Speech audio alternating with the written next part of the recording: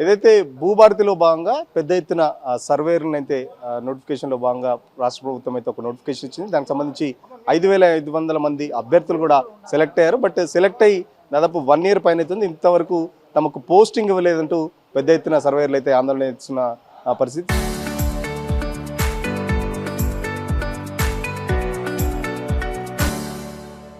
So మనతో పాటు కొంతమంది సర్వేర్లు ఉన్నారు, మాట్లాడించే ప్రయత్నం చేద్దాం. బ్రదర్, ఏంటి అసలు మీ సమస్య ఏంటి? ఇక్కడ ఎందుకు రౌండ్ టేబుల్ పెట్టుకున్నారు?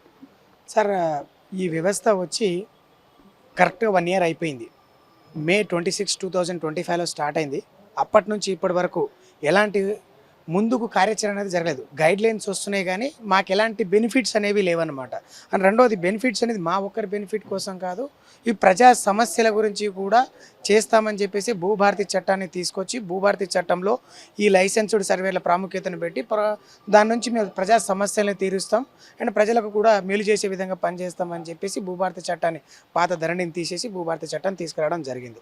మరి తీసుకొచ్చిన తర్వాత దాని ఇంప్లిమెంటేషన్ అనేది ఇప్పటివరకు జరగలేదు.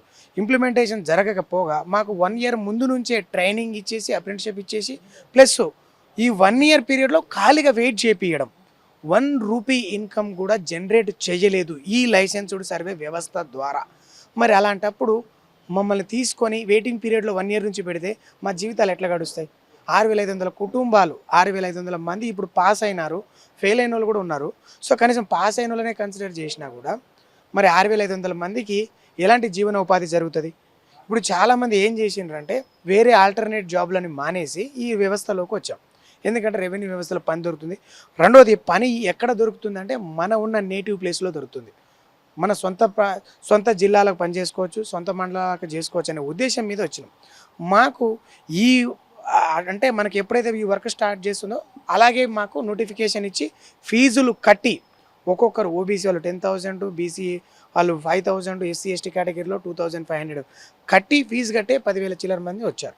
మరి అలాంటప్పుడు ఫీజు కట్టే తీసుకున్నప్పుడు ట్రైనింగ్ ఇచ్చినప్పుడు ఇమీడియట్లీ వర్క్ చూపించాలి కదా. సో చూపించిన తర్వాత మాకు ఇన్కమ్ కూడా జనరేట్ చేయాలి. ట్రైనింగ్లో ఏమన్నా స్టైఫండ్ లాగా ఏమన్నా ఇచ్చారా ఇట్లా? ఎందుకంటే జిల్లాల నుంచి వెళ్ళి మారుమూల గ్రామాల నుంచి వస్తారు. ఇక్కడ ట్రైనింగ్ ఎక్కడ జరిగింది, ఏం చెప్పారు అసలు మీకు? సార్, మాకు ప్రతి జిల్లా కలెక్టర్ ఆఫీసులలో, ఏడీ ఆఫీసులలో ట్రైనింగ్ జరిగింది. కానీ 1 రూపీ ఇన్కమ్ కూడా ఇవ్వలేదు, స్టైఫండ్ కానీ ఏమీ ఇవ్వలేదు. ఈవెన్ ప్రతి ట్రాన్స్పోర్ట్ కూడా మేమే పెట్టుకున్నాం, ట్రావెల్స్ మేమే పెట్టుకున్నాం, ఫుడ్ అకామిడేషన్ కూడా మేమే పెట్టుకోవడం జరిగింది.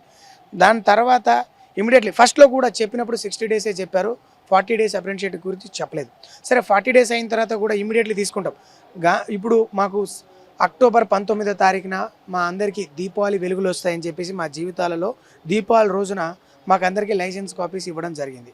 మరి ఆ లైసెన్స్ ఇచ్చిన దాని ప్రకారం వాళ్ళు 2 years పీరియడే మాకు వ్యాలిడిటీ ఇచ్చారు.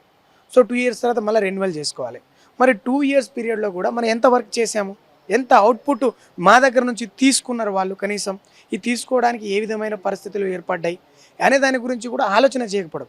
కానీ ఉత్తగా మాకు మాకు పని కల్పించలేదు కాక మా మనోభావాలను దెబ్బతీసే విధంగా కూడా అన్ని చోట్ల 5,500 మంది వర్క్ చేస్తున్నారు. లైసెన్స్డ్ సర్వేయర్ వ్యవస్థని మీ యొక్క రైతులకి అంకితం చేస్తున్నాం, ఈ జీవితాలను అంకితం చేస్తున్నాం, లక్షల కొద్ది సమస్యలను పరిష్కరించకుండానే చేస్తున్నాం అనే మాటలు చెప్పుకుంటూ పోతున్నారు. ఇది మేము మనోభావాలను కూడా దెబ్బతింటున్నాయి. రెండోది, మాకు పర్సనల్గా ప్రతి ఒక్కరు సఫర్ అవుతున్నారు. ఎంతోమంది ఇప్పట్లో 5 మంది చనిపోగా ఎంతోమంది లోన్లు తీసుకొని, మొబైల్స్లో లోన్ తీసుకొని డబ్బులు కట్టలేక, ఫ్యామిలీని పోషించలేక. సార్, ఇక్కడ ఉందులో కూడా చాలామంది సార్ ఫ్యామిలీతో ఉన్న వాళ్ళు ఉన్నారు. ఇండివిజువల్ పర్సన్స్, అన్మ్యారీడ్ పర్సన్స్ తక్కువ సార్, మ్యారీడ్ పర్సన్స్ ఎక్కువ. ఒక ఫ్యామిలీ గడవాలంటే మినిమం ఒక ఇల్లు గడవడానికి ఎంత మినిమం క్యాలిక్యులేషన్ ప్రకారం వాళ్ళ క్యాలిక్యులేషన్ చెప్పమనండి. ఈరోజు మార్కెట్లో ఒక రోజుకు ఒక మనిషికి ఎంత సంపాదన ఉండాలి, ఏ విధంగా సంపాదించాలి, ఏ విధంగా ఏం చేయాలనేది ఒక ప్రభుత్వమే ఆలోచన చేయకపోతే మరి ఇన్ని కుటుంబాలు ఏమైపోవాలి? సో అందుకనే మేము ఎప్పటి నుంచో ప్రయత్నం చేస్తూ ఉన్నాం. మాకు పని కల్పించండి, మాకు ఉద్యోగం కల్పించండి, మాకు ఉద్యోగ భద్రత అండ్ మాకు గౌరవ వేతనం ఇస్తే ఒక గౌరవ వేతనం ద్వారా మా కుటుంబాలను పోషించుకుంటాం, మా ఉన్న ప్లేస్లలో పని చేసుకుంటాం. మాకు సొంత జిల్లాలకే ఇచ్చారు, వేరే జిల్లాలకు ఇవ్వలేదు. ఏ జిల్లాలో ట్రైనింగ్ తీసుకుంటే ఆ జిల్లాలో, అంటే ఎక్కడ ఆధార్ కార్డు ఉంటే మేబీ ఎక్కడ వాళ్ళ అడ్రస్ ఉంటే ఆ జిల్లాలో ఇచ్చేటప్పుడే చెప్తారు కదా ఇంత వేతనం లేకపోతే ఇంత పని గంటలు అని చెప్పేసి చెప్తారు కదా. సో మరి ఎందుకు మరి దాదాపు సంవత్సరం అవుతుందని చెప్పేసి చెప్తున్నారు, మరి ఎందుకు ప్రభుత్వం మిమ్మల్ని యూజ్ చేసుకోవట్లేదు? అదే సార్, చెప్పినప్పుడు కూడా సార్ ఇప్పటికీ కూడా సార్ వాళ్ళు విత్ ప్రెస్ నెట్లలో కూడా రిలీజ్ చేశారు. 24,000 నుంచి 30,000 దాకా సంపాదించుకోవచ్చు. సంపాదించుకోవచ్చు అన్నప్పుడు ఎవరు సార్ సంపాదించాల్సింది? పని కల్పించాల్సింది ఎవరు? ప్రభుత్వం పని కల్పించాలి. మరి ప్రభుత్వం ఎక్కడ తప్పుదోవ పట్టింది అంటే భూభారతి చట్టాన్ని తీసుకొచ్చినాక దాంట్లో చేస్తామని. మీరు అప్లికేషను 2.5 సంవత్సరాల నుంచి భూభారతి అప్లికేషన్ నడుస్తూ ఉంది. మరి పని ఎందుకు కల్పించలేదు? మరి అలాంటప్పుడు సంవత్సరం కింద ఎందుకు తీసుకున్నారు? తీసుకున్న మరుక్షణమే అన్ని ప్లానెడ్గా ఉంటే ప్రీ ప్లాన్గా వాళ్ళు అంతా ప్లానింగ్ చేసుకున్న తర్వాతనే మమ్మల్ని తీసుకొచ్చి ఈ పనిలో కల్పించాలి. మరి ఎందుకు చేస్తలేదు? ఫస్ట్లో మేము డైరెక్ట్గా ఎల్పిఎం ల్యాండ్ పార్సల్ మ్యాప్స్ అని చెప్పేసి ఎవరి భూమి ఎంత ఉందో దాన్ని మ్యాపులుగా తయారు చేసి మీరు ఏదైతే రిజిస్ట్రేషన్ డాక్యుమెంట్లు జరుగుతాయో దాంట్లో ఇంప్లిమెంటేషన్ చేసి ఇస్తామో తర్వాత ఏ ప్రాబ్లం జరగదు. అంటే నెక్స్ట్ డబల్ రిజిస్ట్రేషన్ కావచ్చు, ఇంకేదైనా కావచ్చు, ఒకరి నుంచి ఒకరికి లిటిగేషన్స్ రావు అని చెప్పేసి చెప్పడం జరిగింది. మరి ఎందుకు చేస్తలేరు? చెప్పి ఎన్నో రోజులైంది. ఆ 2.5 సంవత్సరాల నుంచి ఇంప్లిమెంటేషన్ చేయలేదు, మాకు పని కల్పించలేదు. రెండవది, పని చేయాలంటే ఈరోజు ఒక చిన్న కామన్ సెన్స్ ఏదో చేస్తాం. టెక్నాలజీ మారింది, మిషనరీస్ కావాలి. మిషనరీ కొనాలంటే మండలానికి ఒక్కరిని కొన్నారు. అంటే యావరేజ్గా మండలానికి ఒకరు చొప్పున ఆల్రెడీ మండలానికి ఒక సర్వేర్లు ఉన్నారు. అంటే యావరేజ్గా 2 మండలాలు కలిపి ఒకళ్ళు ఉన్నారు. 350 మంది సర్వేర్లు ఉన్నారు, గవర్నమెంట్ సర్వేలు. ఐకేపీ వాళ్ళని కొంతమందిని తీసుకున్నారు, కొంతమంది వేరే వాళ్ళని ప్రైవేట్ వాళ్ళని కూడా పెట్టుకున్నారు, వాళ్ళ యొక్క సొంత మనుషులను. మరి వాళ్ళతోటి మరి సమస్యలు ఎందుకు పరిష్కరిస్తలేరు? సమస్యని పరిష్కరించే మార్గంలో అన్నప్పుడు లైసెన్స్డ్ సర్వేర్ కావాలని మీరే తెచ్చుకున్నారు. మరి తెచ్చుకొని కూర్చోబెడితే ఏం కావాలి? మా జీవితాలు ఏం కావాలి? అందుకనే మొన్న ధర్నా చేసినాం, 2000 మందితో ధర్నా చౌక్లో ధర్నా చేసినాం. మా యొక్క కొన్ని డిమాండ్స్ ఉన్నాయి. ఆ డిమాండ్స్ ప్రకారం మేమేమన్నా అదే గొంతమ్మ కోరికలు కోరిరని చెప్పిండ్రు సార్. ఎక్కడ గొంతమ్మ కోరికలు కాదు సార్. మా జీవితాలు నిలబడడానికి, మా ఫ్యామిలీ నిలబడడానికి, ఎంతోమంది బ్రతకడం కోసం సార్. ఇప్పుడు అందరూ అందరి బ్రతుకు తీరు ఒకేలా ఉండదు. ఆ విధంగా మేము కనీసం ఒక విధంగా అందరి సాధారణమైన కుటుంబాల నుంచి, మధ్యతరగతి కుటుంబాల నుంచి, చాలా లో ఫ్యామిలీ నుంచి వచ్చారు కాబట్టి ఒక నెలసరి. దీనికి సంబంధించి మంత్రులు కానీ లేకపోతే సంబంధిత అధికారులను ఏమన్నా కలిసి చెప్పారా? ఎట్లా ఉంది పరిస్థితి అసలు? సార్ కలిసాం సార్. లోకేష్ కుమార్ గారు ఇప్పుడైతే రెవెన్యూ సెక్రటరీ గారు ఉన్నారో అతని దగ్గరికి నేనే వెళ్ళాను సార్. నా ఫేస్ బాగా గుర్తుపడతారు సార్. సో సార్ దగ్గరికి వెళ్ళి, సార్ మరి ఇప్పటిదాకా ఏం సంవత్సరం కావస్తుంది, మరి ఇప్పటిదాకా మా పరిస్థితి లేనిది, మమ్మల్ని ఏం చేయలేదు సార్ అంటే, మీ అప్లికేషన్స్ అన్నీ కూడా తీసుకుపోయి చెత్తకుప్పల పడేసేయండి అన్నారు. ఎందుకు సార్ అంటే, మీరు పోయి ఏదైతే అధికార పార్టీలో ఉన్నారో అధికార పార్టీ పర్సన్ని కాకుండా ఏదైతే ఆపోజిట్ వాళ్ళని కలిసిండ్రు, మీరు వాళ్ళని కలవడం వల్ల మినిస్టర్ గారు చాలా కోపంలో ఉన్నారు. మినిస్టర్ గారికి కోపం వచ్చింది. ప్రతిపక్షంలో మేము అంటే సిద్దిపేట జిల్లా నుంచి సిద్దిపేట వాళ్ళు హరీష్ రావు గారిని కలవడం జరిగింది. అక్కడే కాదు సార్, వాస్తవంగా చెప్తున్నాను సార్, ప్రతి మనిషిని మేము కలవడం జరిగింది. ప్రతి నాయకులు మాకు స్పందిస్తారేమో, అసెంబ్లీలో చెప్తారేమో, అసెంబ్లీలో మా గురించి కొట్లాడతారేమో అనే ఉద్దేశం మీద 119 మంది ఉంటే ఒక్క కేసీఆర్ గారిని తప్ప రేవంత్ రెడ్డి సార్ దగ్గర కూడా ప్రయత్నం చేసినాం సార్, మమ్మల్ని కల్పించలేదు. మా అప్లికేషన్లు ఇప్పటికి కూడా అదే సెక్రటరియట్లో ఉన్నాయి సార్, ఉన్నాయి అక్కడే. మాకు కల్పించలేదు, అవకాశం కల్పించలేదు. పొంగులేటి గారిని కలిసినాం ఎన్నోసార్లు, ఖమ్మంలో పెట్టినప్పుడు అక్కడ కలిసినాం, ఈ సెక్రటరియట్లో పోయి కలిసినాం. కలిస్తే మేము అంటే హరీష్ రావు గారిని కలిసిన వారం తర్వాత సార్ని కలిసినాం సార్. అప్పటికే మాకు 8 నెలల గడువు గడిచింది. 8-9 నెలల గడువు గడిచినప్పుడు మా గురించి ఆలోచించని మనిషి, మేము ఎప్పుడైతే హరీష్ రావు గారిని కలిసినామో వారం తర్వాత గుర్తొచ్చిన విషయాలు, వారం ముందు జరిగిన విషయాలని, మీరు ఆయన దగ్గరికి వెళ్ళిరు కదా, ఆయనే చెప్పిండు కదా, మీకు ఆయన పోస్టులు ఎక్స్లో పెట్టిండు, మళ్ళీ ఇంకే దగ్గర పోస్టులు పెట్టుకుంటారు కదా, ఆయన దగ్గరికి వెళ్ళండి, ఆయన పోయి చెప్పిస్తాడు మీకు ఉద్యోగాలు అని చెప్పేసి ఇదే మాట చెప్పడం జరిగింది సార్. నాకే చెప్పారు సార్. రెండవది, మీరు చూద్దాం ల్యాండ్ బయటికి వెళ్ళగొట్టిచ్చేసేయండి సార్. వాస్తవంగా సార్ ఇది పర్సనల్గా పోతుందా? పర్సనల్ మీకు సంబంధించిన విషయాలను పర్సనల్ తీసుకుంటున్నారా? ప్రజా సమస్యల గురించి తీసుకుంటున్నారా? 6500 మనుషులు వాళ్ళ కుటుంబాల గురించి తీసుకుంటున్నారా? అంటే దేనికోసం తీసుకుంటున్నారా సరే ఈరోజు మేము ప్రశ్నిస్తున్నాం. అండ్ ఇదే విషయాన్ని ఎంత తొందరగా అయితే అంత తొందరగా ఇంప్లిమెంటేషన్ చేస్తే మా జీవితాలు బాగుపడతాయి సార్. ఎంతోమందికి సమస్యలు బాగుపడతాయి సార్. మా ఒక్కరి జీవితాలు కాదు సార్, 4 కోట్ల మంది తెలంగాణ జనాల యొక్క సమస్యలను పరిష్కరించే పని సార్ ఇది. ఏదైనా ఇండివిజువల్ పనులు కాదు సార్, మా సొంత పనులు మా సొంతం కోసం చేసుకొని మా ఫ్యామిలీని పోషించుకునే పని కాదు సార్, ప్రజా సమస్యల పనులు. ఈ ప్రజా సమస్యను పరిష్కరించాలనుకుంటున్నాం. మాకు వాస్తవానికి 4 డిమాండ్లు ఉన్నాయి సార్. ఒకటి, మినిమం మేము బ్రతకాలన్నా, మా కుటుంబాలు సాగాలన్నా, మేమంతా చేయాలన్నా కూడా గౌరవ వేతనం ఉండాలి. ఈ గౌరవ వేతనం అనేది మినిమం 30,000 కంటే తగ్గకుండా ఇవ్వాలి. ఒకటి. రెండోది, ఉద్యోగ భద్రత ఇవ్వాలి సార్. మేము పనులకు వెళ్తాం, ఈరోజు పుట్ట చెట్టు గుట్ట ఏదేదో ఉంటుంది, పరిస్థితులు ఎట్లుంటాయి, దారుణంగా ఉంటాయి. మరి అలాంటప్పుడు ఎవరు మమ్మల్ని కాపాడేది? రేపు ఏదైనా అయితే ఎవరు దాని బాధ్యత తీసుకుంటారు? ఉద్యోగ భద్రత ఇవ్వాలి.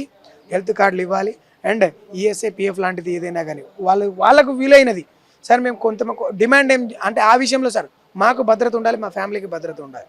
సో ఆ విధంగా దాన్ని మీరు మాకు అన్నీ కల్పించాలి. మూడోది సార్, లైసెన్స్ అనేది 2 సంవత్సరాలకే రెన్యువల్ ఇచ్చారు. మరి 2 సంవత్సరాలకే రెన్యువల్ ఇస్తే ప్రతి సంవత్సరం ఎంతోమంది రెన్యువల్ చేయించుకుంటారు సార్. ఇయర్ చేసుకోవాలనే ఇబ్బంది. రెన్యువల్కి సంబంధించి మళ్ళీ ఎంత ఛార్జ్ చేస్తారు దానికి సంబంధించి? అదే ఇంకా క్లారిటీ లేదు సార్, మా దగ్గర కాదు సార్, వాళ్ళ దగ్గర క్లారిటీ లేదు. సో అలా కాకుండా సో అందరికీ సమానంగా ఉండాలంటే మినిమం 5 ఇయర్స్ రెన్యువల్ చేయండి, లేదంటే పూర్తిగా లైసెన్స్డ్ సర్వేయర్గా ప్రకటించండి. ఎందుకంటే సార్ ఎన్ని రోజులు ఎక్కడికి వెళ్ళి పనిచేస్తారు? సంవత్సరానికి ఈడ ఉద్యోగం వెతుక్కోవాలి, మళ్ళీ సంవత్సరం వేరే దగ్గర పోయి ఉద్యోగం వెతకాలి, మళ్ళీ ఇంకో రోజు పోయి ఇంకొక 2 సంవత్సరాలు. సార్ ఏదైనా చిన్నపిల్లలు కాదు సార్, ఇప్పుడు ఏమైనా మా వయసు ఏమన్నా 20 సంవత్సరాలు 18 సంవత్సరాలు కాదు సార్. ఆల్రెడీ మేము ఇప్పుడు ఏ గవర్నమెంట్ ఉద్యోగాన్ని కూడా అప్లికేషన్ చేసుకోలేనంత ఏజ్కి వచ్చేసాం. 30 నుంచి 40 సంవత్సరాల ఏజ్ పెట్టారు సార్. సో అంటే యావరేజ్గా ఎవరికి చూసినా 30 సంవత్సరాల పైబడంలో ఉన్నారు. సో అలాంటప్పుడు 2 సంవత్సరాలకు ఉద్యోగం వెతుక్కోవడం చాలా కష్టం అవుతుంది సార్. కాబట్టి ఇదే ఉద్యోగాన్ని, ఇదే వ్యవస్థని మినిమం 60 అంటే లైఫ్ భూమి ఉన్నంత వరకు ఈ వ్యవస్థ ఉండాలి. కాబట్టి మమ్మల్ని అందరినీ కూడా 60 సంవత్సరాల వరకు పనిలో ఉండేటట్టు 60 సంవత్సరాలకు, ఎందుకంటే పదవి విరమణ అనేది 60 సంవత్సరాలకు ఉంటుంది సార్. సో 60 సంవత్సరాల వరకు మాకు పనిని కల్పించాలి. ఇదే లైసెన్స్డ్ వ్యవస్థని కంటిన్యూ చేయాలి. ఏ ప్రభుత్వం వచ్చినా, ఏ ప్రభుత్వంతో మాకు సంబంధం లేకుండా, ఇది రెవెన్యూ సంస్థకి సంబంధించింది, ఏ గవర్నమెంట్ సంబంధించింది కాదు. కాబట్టి ఈ రెవెన్యూ వ్యవస్థని 60 ఏళ్ల వరకు అంటే ఈ కంటిన్యూషన్ చేయాలి, ఎక్కడ స్టాప్ చేయకూడదు.